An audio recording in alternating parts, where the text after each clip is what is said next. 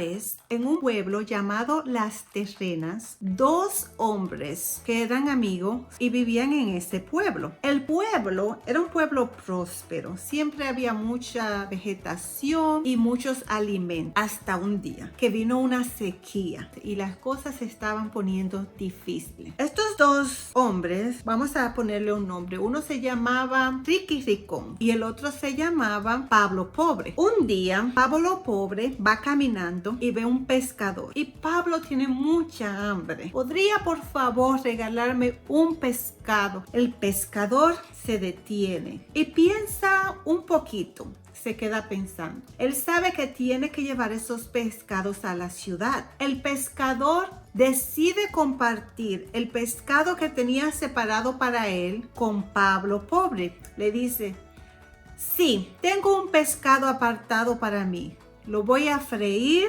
y lo voy a compartir con usted. Muy agradecido, Pablo se come la mitad del pescado y le agradece al pescador y se va para su casa. Por otro lado, a Ricky Ricón se le presenta la misma situación. Ricky Ricón también tiene mucha hambre y ve a un pescador pescando y se dice a sí mismo: tengo mucha hambre.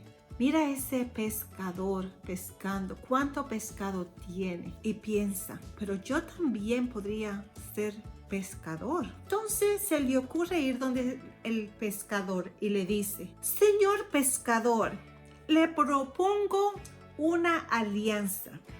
En sus días libres, cuando está descansando o va a la ciudad, ¿podría usted rentarme su barco a cambio del 50% de las ganancias que resulten de yo poder utilizar su barco para pescar? Al pescador le agradó mucho la idea. Ya conocía a Ricky Ricón y sabía que era un hombre de muy buena reputación, un hombre trabajador y un hombre honesto.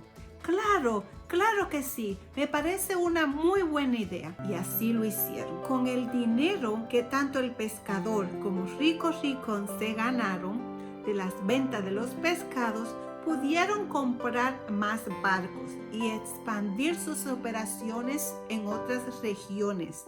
Se convirtieron en los exportadores de pescado número 1 de la región.